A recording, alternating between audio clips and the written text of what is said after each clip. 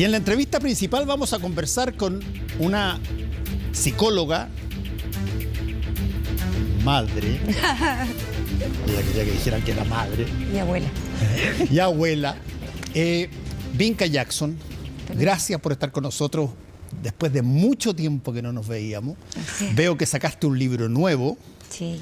Derecho al Tiempo.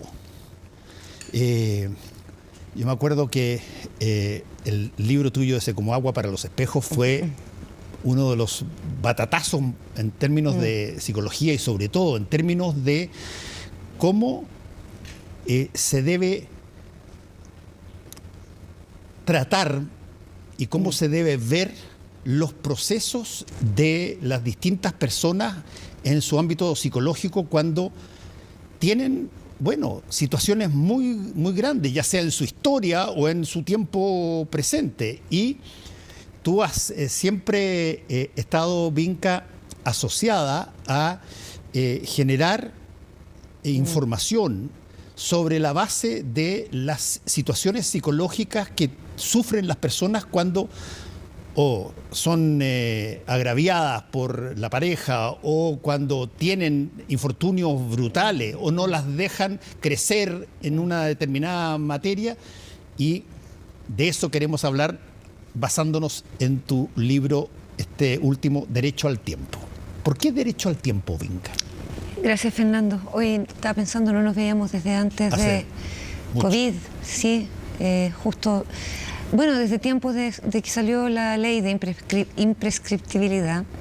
Y bueno, ahí, durante esa trayectoria surge este concepto, esta noción, lo conversamos muchas veces, intentando como disolver las barreras para el diálogo con el mundo del derecho, donde generaba mucha animadversión esto de proponer la eliminación de los plazos de prescripción, ya que era como una garantía de la paz social, que era consustancial por menos hacia la base del Estado de Derecho, etcétera. Y digamos una cosa ahí, para que la gente que nos está escuchando, la prescripción es cuando, a raíz del paso del tiempo después de un determinado número de años, el delito queda de alguna manera, no necesita pasar por la justicia ni los tribunales. Exactamente, es una suerte de gracia que se da a las personas que en realidad cometen los delitos por la falta de denuncia. El punto era que en el caso del abuso sexual infantil no había una renuncia de la denuncia. No es que las víctimas hubieran dicho, no, mejor no voy a hablar ahora, chiquititos, sino que no estaban las condiciones psicológicas para siquiera poder procesar lo que había pasado, lo que habían vivido, comprenderlo, articularlo, e incluso con edades promedio, entrada a la adultez para muchas develaciones, los relatos todavía se van construyendo en el tiempo, algo que comentamos cuando fue la suma urgencia y nos preguntaron, el presidente entonces, estábamos presentes en la ceremonia, Eric Olivera y yo, y nos preguntó cuándo habíamos hablado por primera vez, o con quién habíamos hablado, cuánto tiempo nos había llevado. Y algo comentamos nosotras y nos miramos en un minuto. Yo digo, y en realidad uno nunca termina del todo de hablar. Y Erika dijo, sí, porque hay partes de la historia que no querés escucharte a ti misma diciéndolas cuando ya está el resumen. Yo me topé, no con el verbo prescribir, que lo conocía, pero con este muro de la justicia, no a propósito del padre mío, que ya no estaba desde mis 18 años, sino que de otras personas que participaron del abuso. Y yo, cuando consulté con un abogado, el 2001, por ahí, muy vagamente, no quise darle muchos detalles, pero era como si esto yo lo he vivido y quisiera recurrir a la justicia. Entonces me dice, lamentablemente esto está prescrito. Y claro, yo sabía lo que era prescribir, expirar, terminar, pero ¿por qué? Si el proceso no prescribe, si las secuelas viven contigo y con una serie de sobrevivientes y víctimas. Y a propósito de eso surge el concepto de derecho al tiempo, un poco para entrar en el diálogo con el mundo del derecho, de que acá había un tiempo distinto de la memoria, un tiempo distinto del desarrollo. Es más, hay definiciones que son muy claras de esta dificultad de comprender lo vivido, porque no solo por la edad y por las etapas del desarrollo en las que esto ocurre, que impiden a los niños o a los adolescentes entenderse como víctimas, sino también por la dinámica, la psicodinámica, la dinámica psicológica que se da en el abuso sexual. Y porque, y perdón el ejemplo súper simple, pero en el fondo, cuando vives maltrato físico, un niño, el primer golpe quizás no sabes que viene, el segundo ya sabes que viene. O sea, y hay temor. Y la dinámica sexual, la irrupción de lo sexual adulto en el mundo infantil es un choque, como se define, una colisión de dos lenguas distintas. A ver, la libido adulta no tiene nada que ver con la sensorialidad infantil. O sea, es una irrupción feroz que no hay cómo entenderla, procesarla, que se puede transmitir desde la persona que abusa como esto es normal, esto es cariño, esto es un secreto, esto es especial, o bien como una coerción más intimidante, con amenazas contra quien sea. Ahora la gente suele pensar que esa es la dinámica siempre. No, es tanto el estupor traumático de esta irrupción sexual que puede tomar distintas formas, que simplemente es como que las palabras no alcanzan. No hay como verbalizarlo, incluso sin amenaza. Mira, voy a usar solamente como ejemplo, porque no me he metido en el caso de lo que se está hablando ahora, que tiene que ver con un actor, que es Cristian Campos, en fin, con una niñita que era hija de su ex esposa, pero el punto de ahí, no tengo idea lo que pueda salir en términos de definición legal, solamente digo porque ha estado saliendo. Hay una cosa que, Binka, probablemente mucha gente se puede preguntar cuando aparecen de pronto estas cosas que tienen que ver con hechos o sucesos que pasaron hace mucho tiempo. La pregunta que algunos pueden hacerse, oye, quizás no es tan serio esto, porque si hubiese sido serio lo hubiesen planteado cuando pasó. ¿Por qué esperan 15 años o 10 años para decir algo si es que efectivamente podrían haberlo denunciado antes?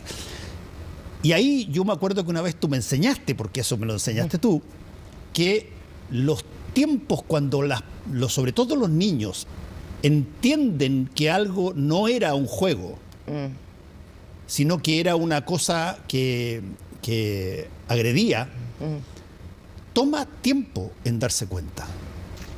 Sí, a ver, en estos días he estado súper presente en la noticia. Yo he visto pasar las preguntas, he visto pasar cosas terribles, y hay una reflexión igual que hacer sobre qué le hemos hecho también en relación a los medios de comunicación.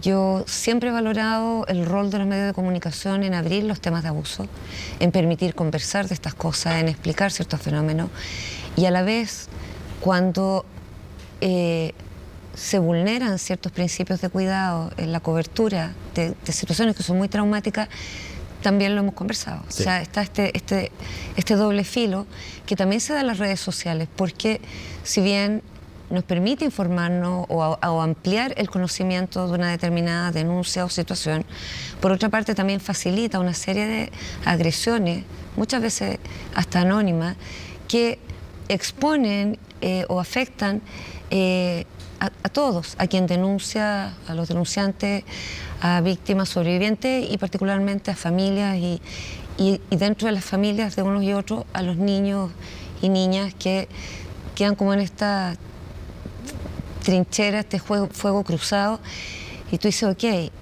dentro de todos estos sufrimientos que viven los adultos, igual sigue habiendo un interés superior de protección del niño. Ahora, una pregunta que se repitió mucho, yo también lo vi, bueno, pero ¿cómo después de 30 años? ¿Pero cómo después de 20? Y es una pregunta que muchas sobrevivientes y muchas personas que hablan de esto cuando pueden, no cuando quieren, cuando están dadas las condiciones para poder hacerlo, condiciones psicológicas, de maduración, incluso sociales o de contexto, porque ya no estás viviendo en una casa o porque ya te alejaste de quienes perpetraron el abuso. Se da cuando se puede. Y se ha recorrido un largo camino donde, a ver, hay definiciones de esto como el tiempo diferente, hay investigaciones que hablan que no es solo lo que produce el trauma, la irrupción del trauma, la confusión de tiempos, las vivencias disociativas, esto de que niños y niñas siguen funcionando, yendo al colegio, etcétera, mientras está pasando todo esto otro que apenas entienden, pero que es devastador. Hay un golpe así como duro en el propio sentido del tiempo, que es muy único de nosotros, de los seres humanos.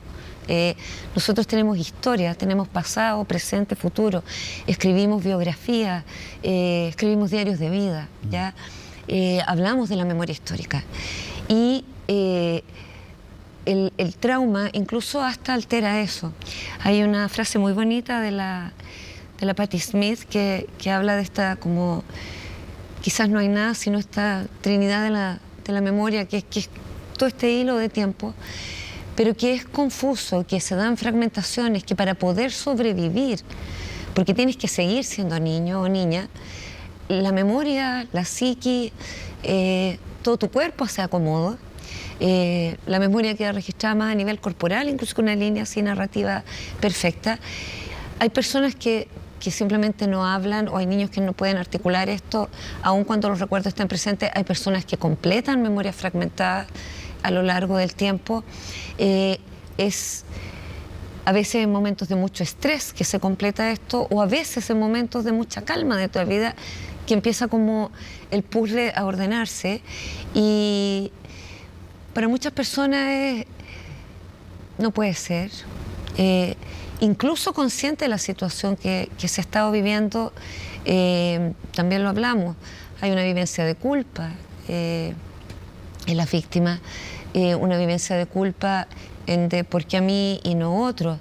Y no es la crueldad de querer que a otro le pase, es querer entender por qué a ti, y no hay un motivo, y no hay ni una respuesta de por qué. Son complejos, son fenómenos psicológicos complejos, la memoria... y una serie de mecanismos de registro de la información, es más, hasta la capacidad narrativa demora tantos años en construirse. Nada está del lado de poder articular esto, y cuando por fin eso se da, ya hay estudios o reportes de estas comisiones de reparación, que uno espera que eso vaya cambiando con los años, pero de promedios de edad para develar de 50 años, o sea, a mi edad, y otros que hablan de cuando... se llega como a la adultez joven, y otros nunca. Hay sobrevivientes, y lo vivimos durante la tramitación de la ley, personas de 80, 90 años que por primera vez estaban hablando de eso. En casos de abuso institucional de la Iglesia, imagínate, y lo hablamos también muchas veces, la carga del pecado, la noción de la virginidad, el peso que tenían los sacerdotes, y todavía en muchas localidades, que era, nadie te va a creer, esto es una mancha, es una mácula, es una carga de vergüenza, y la persona silenciada hasta los 80, 90 años, sintiendo que habían vivido durante toda su vida una mentira, porque no contaron a nadie, ni siquiera a la pareja ni a los hijos, y muchas veces cerca de la muerte. Dime una cosa, Vinca. Recién pudieron hablar. Yo no me acuerdo la última vez que hablamos, si es que hablamos o no hablamos de este tema que te voy a plantear, pero ¿esto es algo medible? ¿Es algo que tú puedes decir, mira, este país tenía un volumen de denuncias de este tipo y han bajado? Y si han bajado no es porque las personas se quedaron calladas, sino que porque aparentemente dejó de pasar lo que estaba pasando. ¿Cuándo tú puedes sentir que una cosa que es desgraciadamente muy masiva, bueno, empieza a encontrar una vía distinta y deja de pasar eso? Yo creo que no estamos súper lejos todavía de eso. Incluso con todos los avances de la última década. O sea, yo miro, uno muchas veces reclama y dice, nada cambia, qué terrible. Esto. No, si uno mira los últimos 10, 15 años han pasado cosas bien revolucionarias. O sea, una ley de imprescriptibilidad, un tremendo hito. Pero la denuncia, lejos de disminuir, ha aumentado, y no solo porque ha aumentado la conciencia de situaciones que antes no se consultaban y ahora sí, sino porque efectivamente luego de la irrupción de la pandemia aumentaron los casos.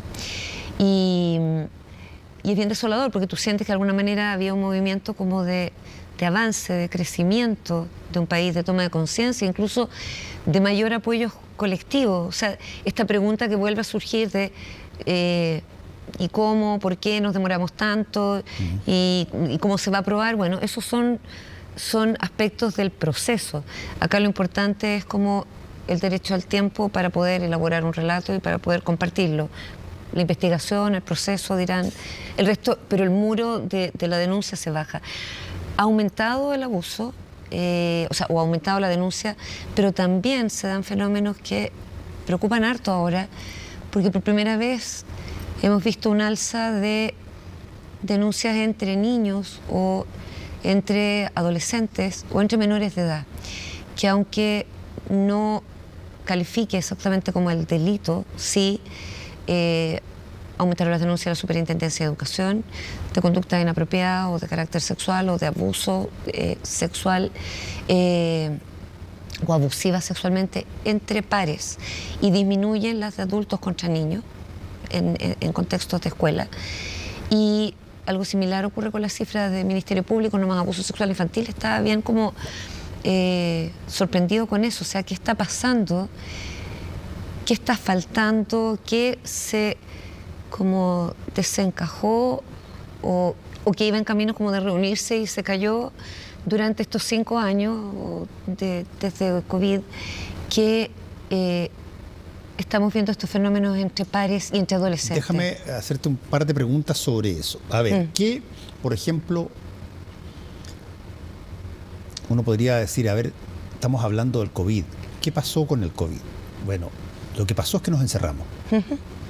Y por lo tanto la pregunta es, ¿qué peso para este tipo de situaciones tiene justamente el que tú estés confinado, estés obligado a estar encerrado? Eso por sí mismo genera una situación que eventualmente aumenta las posibilidades de abuso. No necesariamente. Lo que pasa es que como la mayor parte del abuso es intrafamiliar, la mayor parte del abuso sexual infantil es desde personas cercanas, pero dentro de eso una mayoría es intrafamiliar. Y fue la preocupación de muchos países cuando se dictaron las cuarentenas, qué va a pasar con niños y niñas que están viviendo abuso sexual e incestual, ¿ya? Y qué va a pasar con niños que están en el sistema de protección y que viven abuso o situaciones de explotación dentro de esos centros, porque van a quedar encerrados con las personas que los vulneran. En otros países se activaron líneas telefónicas pensando que algunos niños tienen acceso a celular, en otros casos no. Y nosotros llamamos al comienzo de la pandemia a Carabineros, a la unidad de la familia. Yo tengo esto como del ciudadano catete o que quiere estar informado, entonces la vía institucional, llamemos, preguntemos qué pasa con esto, qué pasa con los jardines, y las carabineras me dijeron, mira, estamos preocupados porque se creó una manera de responder a las situaciones de violencia intrafamiliar y las mujeres que van a quedar confinadas con parejas que las violentan, pero no hay nada para los niños. Entonces, en varias peticiones al Ministerio de Educación en ese momento era como, creemos un mecanismo, porque a lo mejor los niños van en alguna clase a distancia, a tratar de contarle a un profesor, o profesores súper esforzados, que en regiones iban a dejarte el material más o menos que colgado de un árbol cerca de la casa, y los niños después les devolvían como las tareas, que a lo mejor en esa instancia un niño pudiera deslizar, o niña, un pedido de auxilio. No hubo para los niños ese mecanismo, siendo que en otros países fue lo primero que se activó, justamente porque en centros de protección o en el propio hogar los niños quedaban confinados con quien los vulneraba. Aumentó también el abuso porque en ese mismo periodo, ante el aumento del acceso online, inevitablemente todos los sitios de de Internet, no solo de la dark web, ya, porque uno piensa el abuso sexual vía digital por la Internet oscura, no, es por la Internet común y corriente. Y hay imágenes y pornografía, y hoy con la inteligencia artificial se pueden producir hasta películas a partir de la foto de alguien. Entonces nos falta también ahí más. Otros países desde sus servicios de inteligencia trabajan para detectar redes de pederastia, etcétera, y nosotros ahí estamos todavía. A ver, ahí te quiero preguntar algo, Vinca, que tiene que ver con en qué parte han podido notar ustedes, las personas que trabajan en esta materia, en qué parte han podido detectar que se hayan producido avances cualitativos realmente importantes que eventualmente podrían llegar acá. ¿Hay algún lugar donde eso ha pasado? Totalmente. Yo creo que tenemos que hablar de la alerta, pero también tenemos que hablar siempre de los progresos. O sea, en nuestro propio país. O sea, por eso este concepto del tiempo del que hablamos en el libro, las cosas llevan tiempo, efectivamente. Yo cuando hablaba las primeras veces de estos temas en Chile, cuando se publicó Agua Fresca en los Espejos, que fue el primer testimonio de abuso, hablaba del tema de los límites de los niños, de las preferencias, del camino paulatino, progresivo, de ir acercándose a los otros, de ir vinculándose con los demás, de habitar el propio cuerpo y saber que ese cuerpo no era algo que, ya, dele un beso a este, pase para acá, tómelo en brazos, salte, haga un avión, y el niño nunca dijo, ni siquiera por último, me mareo. O sea, y yo me acuerdo que las respuestas en radio, de los comentarios, o incluso en el post, cuando publicábamos columnas, alguna gente era como, bueno, pero tampoco podemos ser tan fríos, tampoco nos podemos convertir en una sociedad como que aséptica y nadie se toque.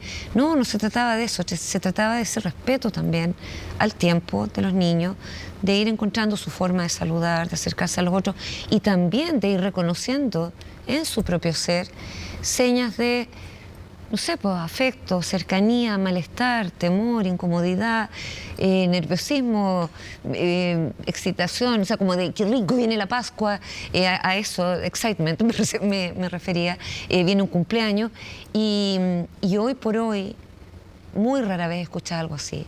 Ha habido todo un cambio de mentalidad también, toda una manera de mirar esto como algo que nos ayuda, no que como que van a estar todos, nadie va a hacer caso a nadie, nadie va a ser cordial, nadie va a ser afectuoso, todo esto es un desastre, sino que hay como otras formas de aproximarse a los niños, hay otras formas de hablar de ciertos temas, hay una pregunta también de muchas familias, de padres, de madres, en relación a temas de educación en los colegios que tienen que ver con el buen trato, que tienen que ver con el autocuidado, el cuidado, con la educación sexual, cómo vamos a prevenir ciertas cosas, cómo nos vamos a ayudar. Te voy a hacer la última pregunta porque se me está acabando el tiempo, pero tú me la regalaste en tu última intervención.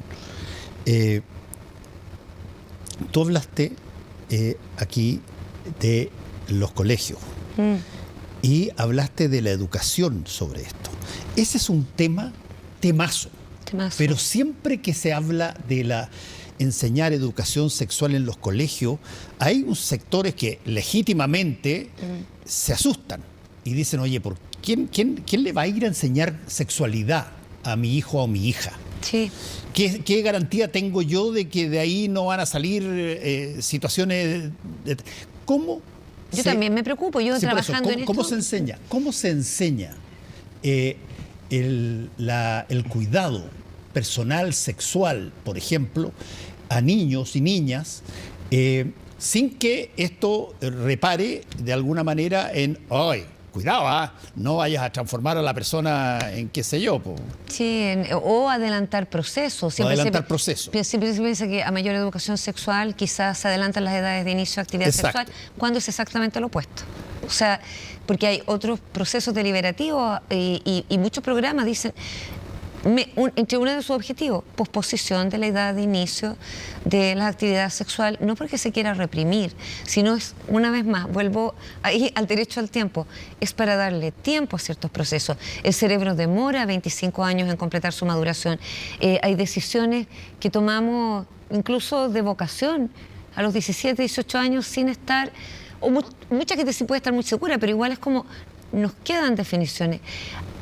Yo creo que uno entiende la angustia o la ansiedad o la preocupación sin poner sectores de las familias en relación a hacerlo bien. Muchas generaciones todavía ni siquiera nos dijeron nada o nos enseñaron, nos dieron una clase de reproducción con un parto que quedamos así como medio traumatizados. Me acuerdo de eso. Claro, es como, y esto es, o nos hablaron de los gametos y las células, y era como tan desconectado de los vínculos, los afectos, todo un camino de recorrido del cuerpo donde, a ver, hay una pregunta desde el qué cuida más, desde el cómo nos vamos moviendo acá, desde cómo incorporar la ciencia a lo que tiene que ver con el buen trato, la psicología del desarrollo, la manera de construir vínculos, el respeto mutuo, el cuidado mutuo también. Yo encuentro precioso, o sea, a ver, puede sonar súper delirante que una sobreviviente de abuso sexual infantil y una psicóloga en trauma sexual te diga esto, pero yo encuentro que es precioso. Y a ver, yo también creo en el rol de la familia. A veces la familia no está para hacer esto, y en familias donde ocurre abuso, por supuesto que esta educación no se va a dar. Yo creo que tenemos mucho que hacer. Creo que la familia debe estar incorporada, ¿ya? Yo jamás he hecho clase de educación sexual sin llamar antes a toda la familia para decir, vamos a hacer esto otro, ¿qué faltaría? Porque además hay distintas culturas, sí, distintas religiones, distintos de todo. ¿Qué cosas sería importante también incluir acá? Porque además, qué bonito poder ir conversando de distintas cosas, que los papás estén incorporados, que los profesores con las familias estén como en un círculo de cuidado, escuchando también la voz de los niños, las preguntas de los niños. De repente uno piensa, clase de educación sexual, terribles preguntas. No, ¿cómo sé que la niña que me gusta, yo le gusto también? O ¿cómo se hace tal cosa? O como me pasó en Estados Unidos hace un año y medio, por ahí, a los 10 años, a los adultos, y perdón, bueno, este es un horario para mayores, les gusta tener sexo amarrados, porque algo había visto en YouTube. Y qué importante ahí que haya alguien que diga, a ver, ¿de dónde viene esta pregunta? ¿Por qué? Y tratar de ir aclarando. Yo creo que muchos papás y mamás podemos pensar, uno mismo a veces, no, yo puedo hacer esto sola.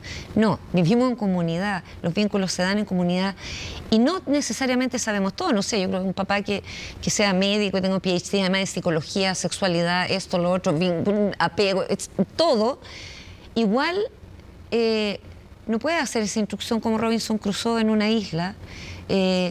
Las relaciones de afecto, corporales, físicas, las relaciones sexuales, amorosas, todo se da en la relación de unos con otros.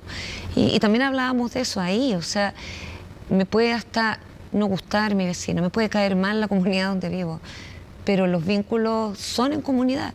La reparación incluso del trauma, y no hablo solo de abuso sexual infantil, o sea, heridas traumáticas hay muchas más, y también las hay también colectivas.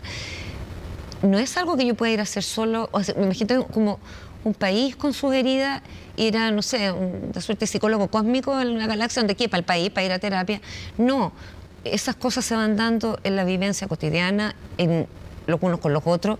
No es encerrado en la consulta, uno va a terapia, claro, la terapia de abuso lleva su tiempo, pero es recobrando confianza en los demás, es dándote cuenta de las hospitalidades posibles, es dándote cuenta que es posible llegar a un país donde digas, me dolió tal cosa, me quebré, me rompí cuando chico o cuando joven, o me rompí cuando adulto, o me rompí, no sé, un pedazo de la sociedad completa, y que te digan, bueno, pero ya fue, sino que, ok, ¿cómo seguimos caminando?